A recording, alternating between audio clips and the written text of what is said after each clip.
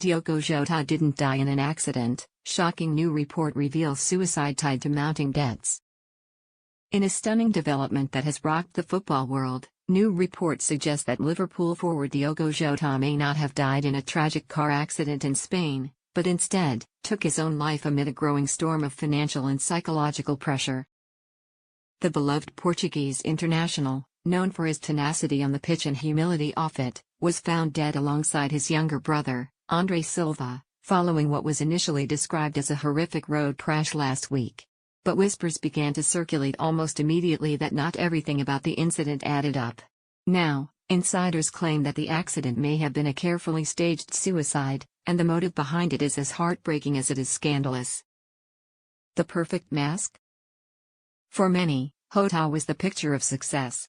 At just 27, he had played for some of Europe's biggest clubs, secured a place in Portugal's national team, and had recently celebrated his wedding to longtime partner Ruta Cardoso, just 10 days before his death.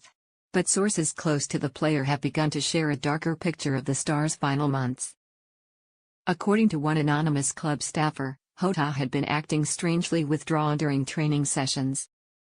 He always put on a smile for the cameras, the source said, but behind closed doors, he looked like a man carrying a heavy weight. That weight, as it turns out, may have been a crushing pile of personal debt. Gambling, business losses, and silence. Investigative reporters from both British and Portuguese media outlets have uncovered that Jota may have secretly developed a high-stakes gambling problem, starting as far back as 2021.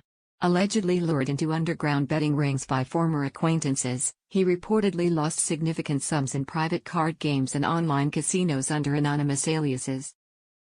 More disturbing still are reports that Jota had taken out private loans with unregulated lenders tied to organized crime in both Portugal and Spain.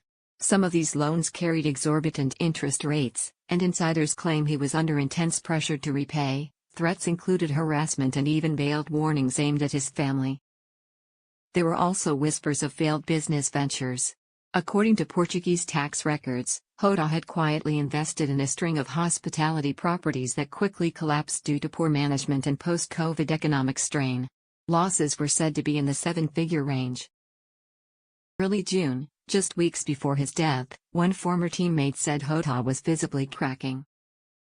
He kept saying he had made mistakes he couldn't undo, the source recalled. But none of us had any idea it was this bad. A chilling final trip. It was supposed to be a relaxing post-wedding getaway. Jota and his younger brother Andre were heading south, reportedly to scout potential properties near Malaga. But now, Spanish investigators are revisiting the circumstances of the crash, especially after no skid marks were found, and the car appeared to accelerate moments before veering off a cliffside road. Autopsy reports have not been fully released, but leaks to the media suggest no signs of external impact or mechanical failure were found. The car's black box, retrieved from the wreck, allegedly shows a deliberate increase in speed moments before the crash. More tellingly, a handwritten letter was reportedly discovered in Jota's luggage. Though not officially confirmed, it is said to contain emotional farewells to his wife and family, expressing deep remorse and stating, "I couldn't see another way out. I'm sorry for the shame." If verified, the note may be the strongest indication yet that this was no accident.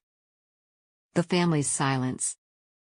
So far, Jota's family, including Ruta, have remained mostly silent, though sources say they are cooperating with investigators. Close friends of Ruta have told Portuguese press that she was unaware of any financial issues and had believed her husband was simply stressed due to the upcoming football season. However, one family insider claimed that Jota had grown increasingly paranoid and protective in recent months, even installing extra home security and refusing to speak to friends on the phone.